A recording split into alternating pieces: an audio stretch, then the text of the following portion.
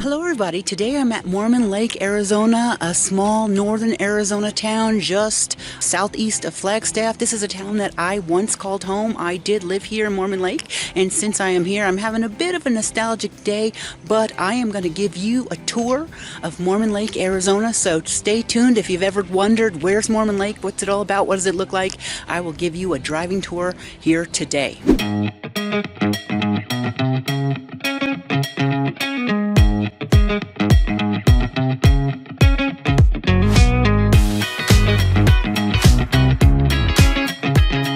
The channel is Living in Northern Arizona, where I will post videos every single week about living in the small northern Arizona towns. My name is Dawn Dickinson. I'm a realtor up here and I sell property and land in Sedona, Verde Valley, Flagstaff, and the Prescott area. If you ever have a question about buying or selling a home, my contact information is always in the description below, and you could give me a call, email, or a text and I will get back to you. So stay tuned and I hope you enjoy the video. Alright, so now that I have left the Mormon Lake overlook, I'm back going towards the main part of the lake. So I'm actually just past the road that goes into Tall Pine Estates, and I'm going to take you in there later, and I'm getting to the main part of town. I have passed on the right the fire station, but you'll see that when I drive on the way back. Now to the left you have a bunch of these meadows and these little tiny roads that in the past, those of us who had quads or side-by-sides used to be able to drive our roads in these little pathways out into the forest. But right now most of those have closed and you really can't do that, except for the one I'm passing on the left. It's kind of a main dirt road.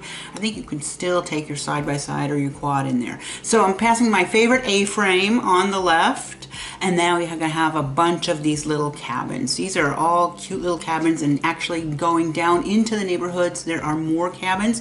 A lot of the cabins in the old Mormon Lake Township are seasonal water, although some people that live there have made arrangements to get year-round water. Some of them have catchment systems and they have water delivery services, and I could get you set up with one of those delivery services if you were interested. Not every cabin is like that, but I just want you to know that a lot of these are seasonal water, but these are great little cabins very close to town. And what's really fun is during the 4th of July parade, you can just sit out on your front deck and watch the parade go by without having to, go down by the fire station and try to nab yourself a seat. So nice little cabins here, getting very close to the Mormon Lake Lodge. Again, just a little ways back, there are more cabins. Now, oh, see this one coming up? I sold this one a while back. It's looking great, very nice. Couple has fixed it up quite a bit, and we're getting very close to the campground. One thing I want to tell you about the campground is for years we had this campground, and just 6 months ago, well maybe a year ago, Aramark has bought out the Mormon Lake Lodge, and they run the cabins and the campground rentals, and the campground slip fee has gone up from, I don't know what it was before, but they have recently raised the prices to about $1,200 a month for a full hookup campsite. Now a lot of the people that normally would camp there, that would bring their RV and stay for the entire season, kind of got priced out, and they're not be able to do that anymore because prices have gone up so high, $1,200 a month. But that could be because of inflation, because I'm seeing everything has gone up drastically in the last 3 years. Okay, on the left, before I continue with that, there's the Mormon Lake Pizzeria. There is the horseback riding facility. It's fun to go horseback riding. In fact, if I can find a picture, I'll throw it up of me on the horseback trail. And then now we're starting to leave town, and on the right is the other part of the campground and some other stuff. But I'm going to take you now down to Dairy Springs and some of the other things at the end of the road.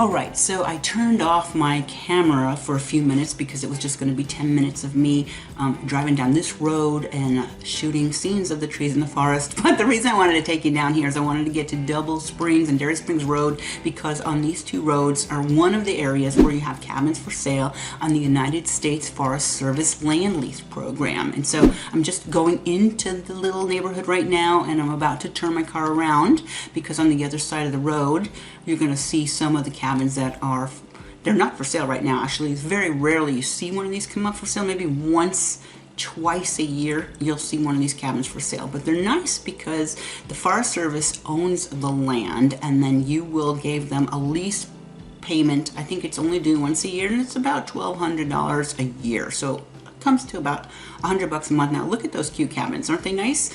And so you maintain the cabin, you own the cabin. The government is not going to renege on the land lease because it's a money-making opportunity for them, and you know they love money. But if these cabins do come up for sale, they're going to be a cash-only deal.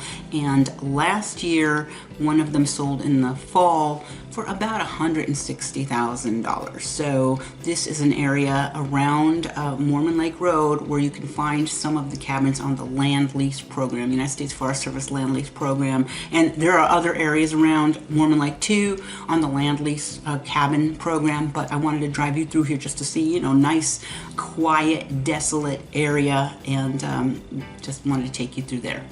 All right, now I am leaving the parking lot that's right across from the Mormon Lake Lodge, and I wanted to just drive into the subdivision to get an idea of what the cabins like right across from Mormon Lake Lodge look like. And I am very familiar with this area because we were about to come up on the left, the Precision Die cabin. And the Precision Die and Stampings is a manufacturing company in Tempe that owns this big beautiful cabin on the left that we are passing right now on Oak Lane. Now I have a picture of what that used to look like before it burned down in the 1990s, but it's a beautiful company owned cabin, and I started to drive into this neighborhood so you could see what it was like, but it had just rained and the road was very bad, and you can see how muddy it is, and I had gone into just about now and I'm like, holy crap, I'm gonna get stuck. What am I gonna do if I'm gonna have to call somebody to tow me? But I was able to turn it around. But I want you to see, like, look how muddy that road is, and I'm like, oh crap, where am I even going to turn around? Because now the road is narrow and I'm going to have to be into the forest, and look at that mud puddle. Can you imagine how embarrassing that would be? Please, somebody come tow me out of the road.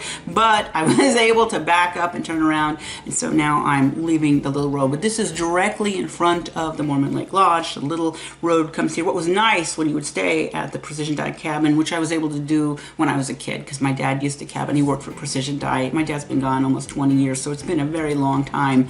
But you could be staying at the Precision Die cabin or any of these cute little cabins, and you could walk to the lodge for dinner, or you could walk to the saloon and have drinks, and then you don't have to worry about, you know, getting home. You just walk home. So there it is again on the left, Precision Die. Very big, beautiful cabin inside, and again it burnt down in the 1990s and was rebuilt. It was much smaller, but these are nice cabins right off of the lodge, the Mormon Lake Lodge, if you would want to purchase one of these cabins. And again, remember I was talking about some of them are year-round water, but that one was not. I mean, seasonal water, that was year-round water. So there are some that are not year-round. I just wanted to bring it up in case you're looking. You might want to ask, is this year-round water or is this seasonal water? And there we are, about ready to go out onto Mormon Lake Road again. All right, so now I am taking you into Tall Pine Estates. And so I'm actually starting on the road. I wanted you to see about where it is to go into, because you go into Tall Pines Drive, and I'm passing on the left. That's the fire station. So you pass the fire station and then you turn into Tall Pines. I can't talk today.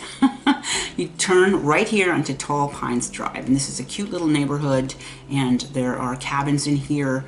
They're very nice cabins in here. So this is where I once owned a cabin. Actually, my parents built the cabin in the early 1990s, and I lived in there in the early 1990s when I went to Northern Arizona University, and I commuted from this cabin here in Tall Pine Estates to Northern Arizona University to get my master's degree, and I eventually got the degree, and I took a job at Intel and I moved away. But then my family owned the cabin, and my father passed away in 2004, and I did inherit the cabin with my sister. So we had the cabin ever since the early 1990s, and I owned it for a long time. I kind of moved back there in 2018 when I decided I'm going to sell real estate in Flagstaff. So that's kind of happened. And then 2020, it was kind of tough for me to maintain. Look, you got these big acres and all these trees. It was tough for me to maintain. I kind of got scared by that guy Nick from Revenue Consulting, and I probably lost about $250,000 because I listened to him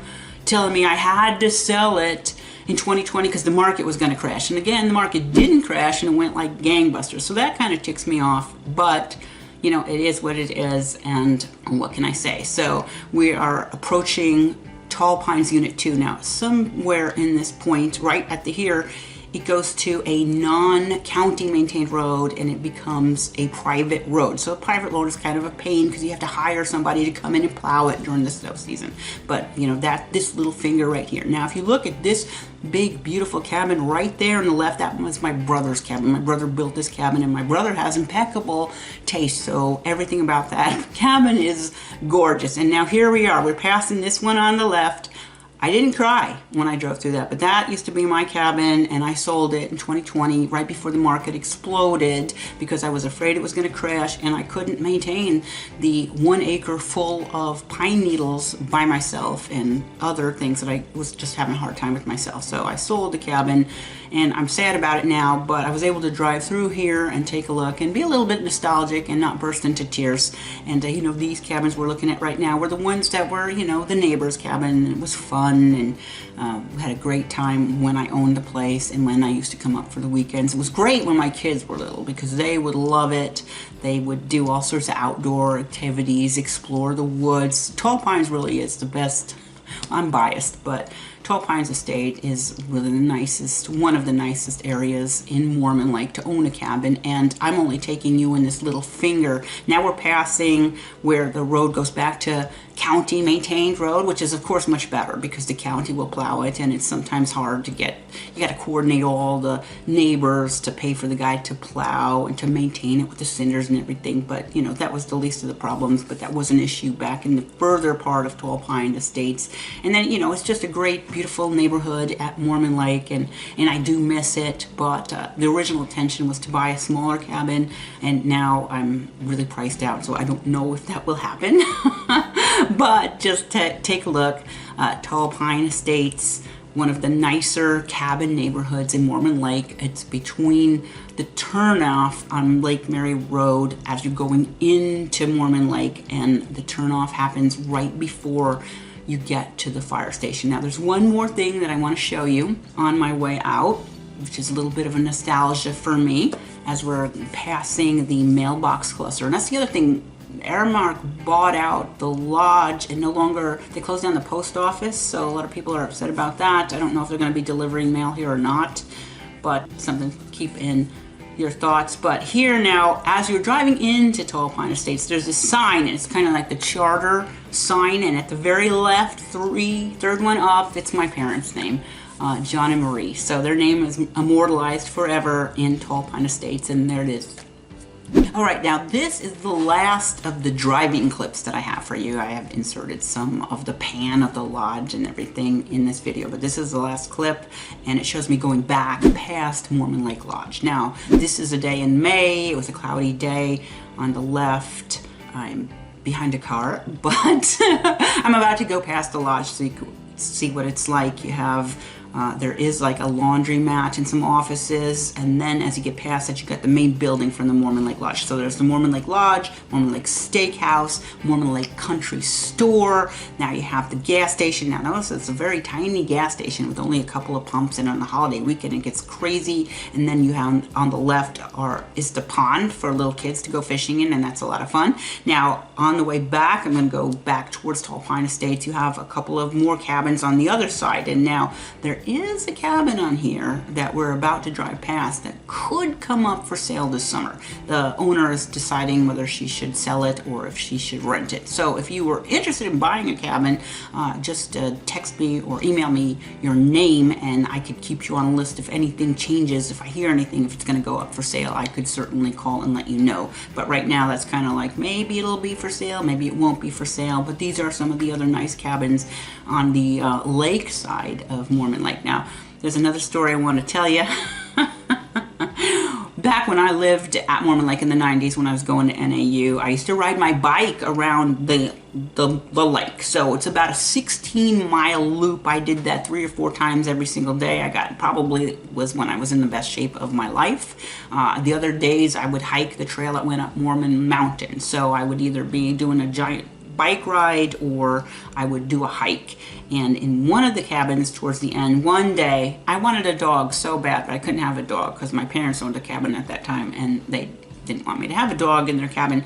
So there was, towards the end, this one right here, a dog followed me home up the road. So it's right, I'm passing right now. The dog followed me all the way to Tall Pines, and I let her into the cabin even though I was not supposed to, and the dog came and slept in the foot of my bed for the night. And then the next morning I went and drove back and, you know, just made sure that she really lived there, and I opened the door and she jumped out and went into her cabin, and their parents were probably freaked out, like, where was the dog all day? But that was the story. I didn't really do it on purpose. She followed me. I didn't like deliberately lure her, but then it was like I wasn't really sure where she belonged, so she ended up spending the night with me, and that was another fun story of Mormon Lake. And here I am about to pass the fire station again, and that is the end of the driving tour of Mormon Lake. So I hope you enjoy.